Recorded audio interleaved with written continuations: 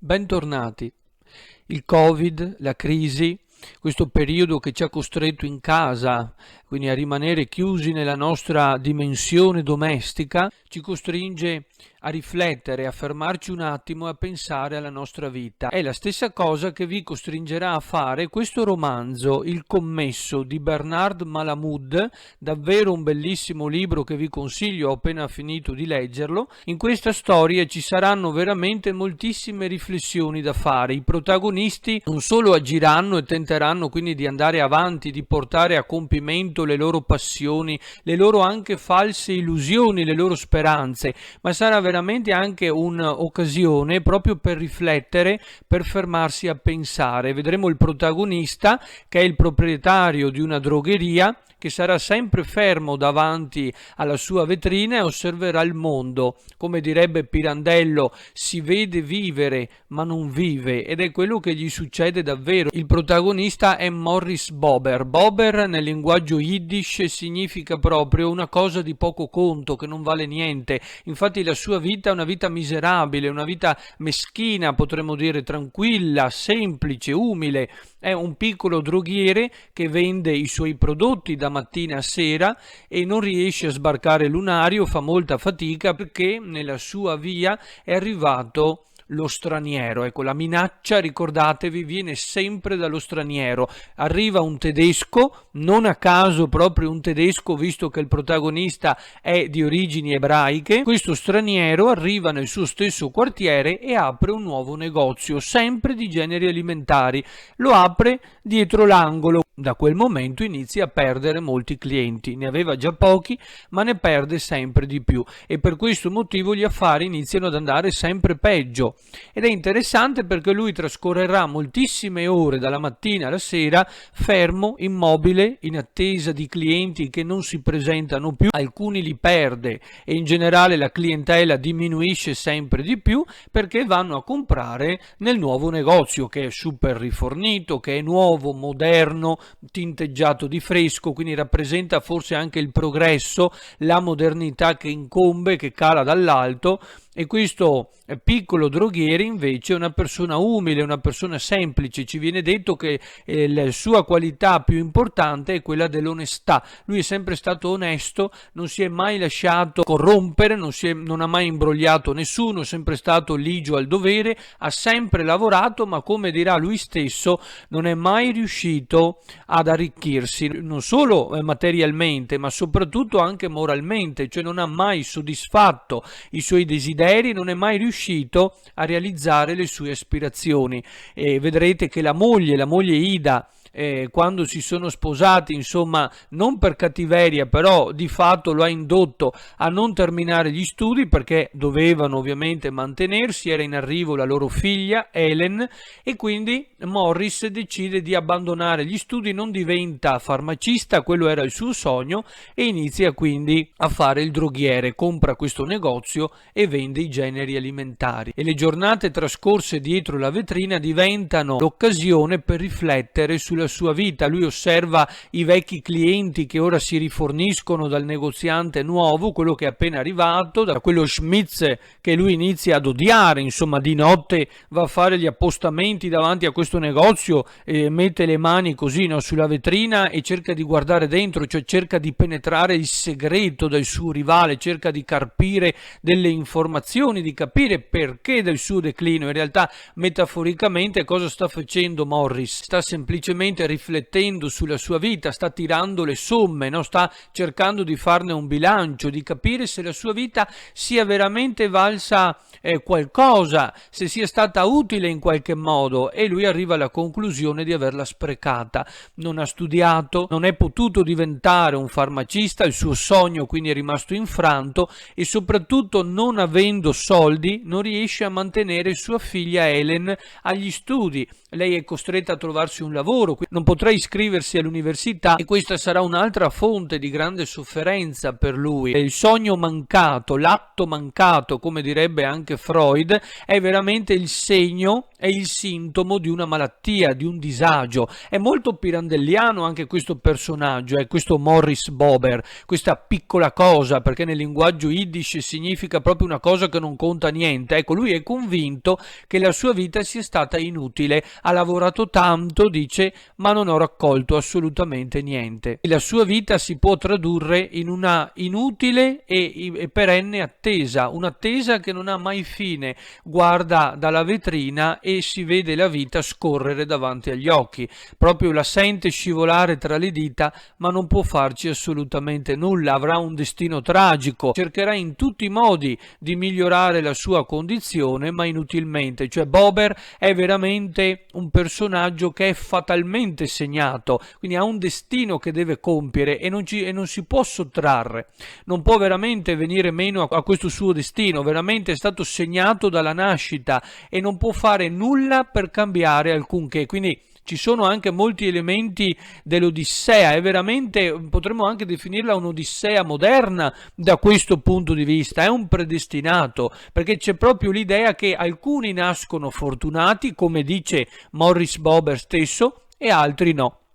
C'è chi non ha mai fatto nulla e per un colpo di fortuna diventa il più ricco del quartiere o del paese, e chi invece ha lavorato e si è sacrificato per una vita intera, quindi una vita di sacrifici, di lavoro duro, chi ha quindi versato e si è meritato ogni goccia di sudore, quindi ha racimolato i centesimi uno ad uno, e però non ha ottenuto assolutamente niente. Quindi c'è veramente anche questo senso profondo di ingiustizia. Morris Bober riflette moltissimo anche su questo tema della giustizia e si rende conto che la vita non è affatto giusta, anzi chi merita non ha nulla e chi invece non meriterebbe niente ha tutto, o sembra che tutto ruoti a suo favore. Ecco, questo è interessante perché Dio, pur non essendo quasi mai menzionato, perché lui è un ebreo, ma in realtà ecco, lui non dà molto peso alla religione, non segue le regole kosher, della cucina kosher, e soprattutto non si reca alla sinagoga, e questo lo capiremo poi da un altro personaggio che poi piomberà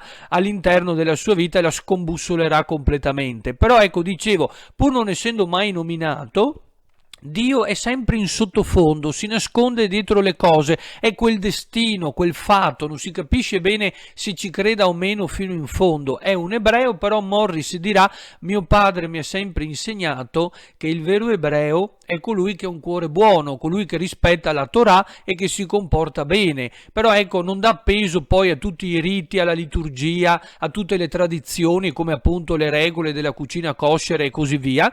Però ecco, in sottofondo c'è e rimane il problema della giustizia, di quel Dio, come lo definisce lui, quel Dio scorbutico, quel Dio che sembra essersi dimenticato dei giusti, dei buoni, e che però di fatto ecco rimane sempre celato, nascosto, non interviene mai direttamente, non viene mai coinvolto in modo esplicito nei discorsi. Sembra veramente un predestinato questo Morris Bober, colui che purtroppo non può fare nulla per cambiare la sua sorte, e questa ruota della fortuna sembra girare per molti ma non per tutti. A un certo punto della sua vita piomba così come quasi un anatema, ma anche come un colpo di fortuna, perché vedremo che questa figura è molto ambivalente, il vero protagonista del romanzo, perché in realtà appunto il titolo è Il commesso, ma il commesso non è Morris Bober, ma è Frank Alpin, cioè l'altro protagonista, perché qui vedremo che i veri personaggi fondamentalmente sono tre: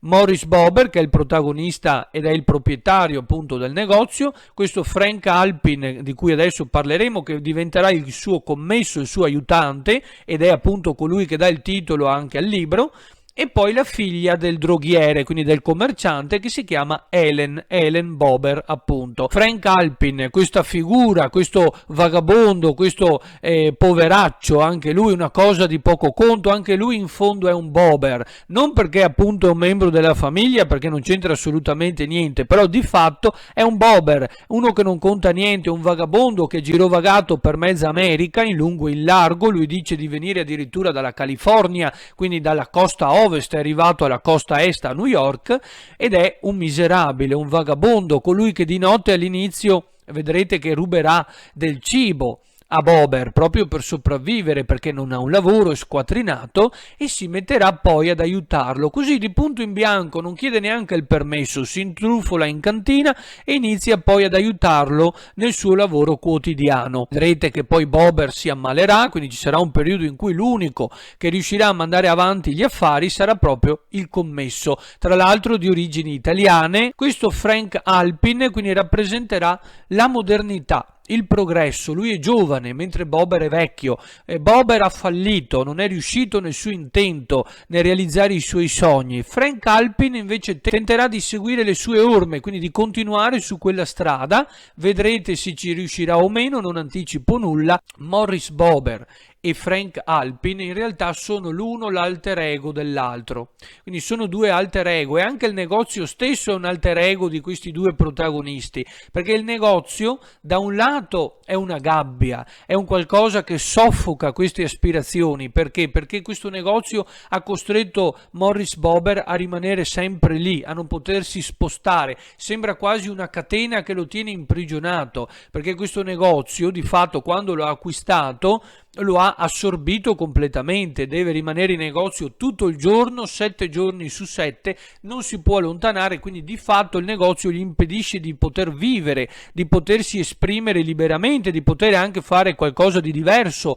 oltre al lavoro, e non guadagnando nulla non si può mai allontanare dal negozio, quindi da un semplice mestiere a un certo punto diventa una gabbia. Però vedremo che il negozio è anche in un certo senso una promessa, quindi è il tentativo di realizzare se stessi, perché è un mezzo attraverso cui fare denaro, ma Morris Bober in questo non riuscirà, è un vinto. Come direbbe Verga, vinto dalla fiumana del progresso. A Frank Alpin verrà passato il testimone non per volontà, ma proprio per destino, perché è proprio un personaggio che piomba nella sua vita, quindi che incombe come un anatema, come una folgore, al quale poi viene dato quasi per obbligo, per necessità, questo testimone, perché mentre Morris è ammalato, Frank Alpin deve portare avanti il negozio, altrimenti sarebbe già fallito.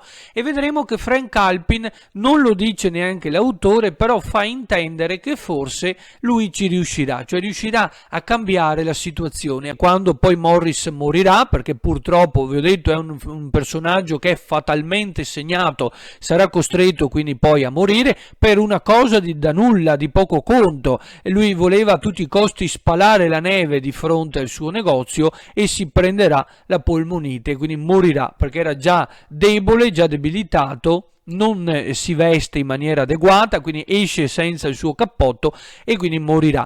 Però ecco, Frank Alpin, questo commesso, il commesso che ruba, scoprirete poi anche che farà un torto molto grosso a Morris Bober, e ci sarà poi anche la confessione. Quindi questo romanzo veramente contiene di tutto: il perdono, l'amore, la vendetta, l'odio, anche il tentativo di sbarazzarsi di questo Frank Alpin. In realtà non rappresenta altro che, da parte di Morris, del tentativo anche di rifiutare il cambiamento, la novità, il modo anche diverso con cui guardare la realtà, perché Morris ha quel paio di occhiali che non può cambiare, cioè lui vede la vita in un certo modo. Però se Morris è il passato, Alpin magari non sarà la modernità e il progresso, ma sicuramente è il cambiamento. Essendo giovane, è colui che tenterà di dare una nuova scossa a questo negozio, quindi di dare una seconda possibilità. È come se Dio, questo Dio scorbutico, stesse tentando appunto di dare una seconda possibilità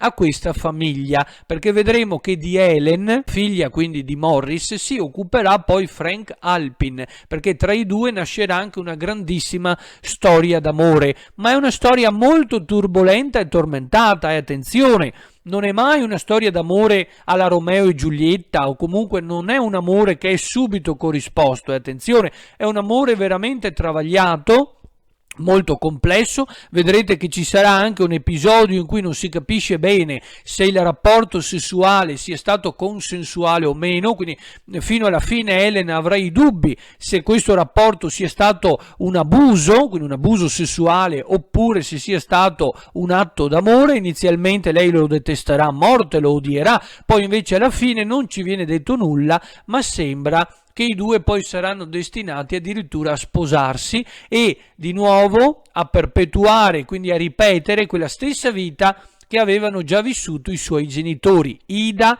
e Morris Bober. Sembra quasi appunto che Frank e poi Helen, nonostante anche loro avessero questi sogni, queste ambizioni di cambiare in meglio la loro vita, poi alla fine anche loro probabilmente si ritroveranno a fare lo stesso lavoro dei genitori di Helen, però sembra, ecco, che questo dio scorbutico darà una seconda possibilità. I due giovani rappresentano il cambiamento. Helen Bober e Frank Alpin non sono altro che le incarnazioni di quelle aspirazioni, di quei desideri di Morris Bober che lui non è riuscito però a soddisfare e a realizzare, cioè come se l'autore proiettasse su questi due personaggi e quindi incarnasse fisicamente quei sogni e quei desideri che Morris non è riuscito a realizzare. Sono entrambi giovani, tutti e due vogliono modificare, cambiare in positivo e quindi migliorare la propria condizione sociale.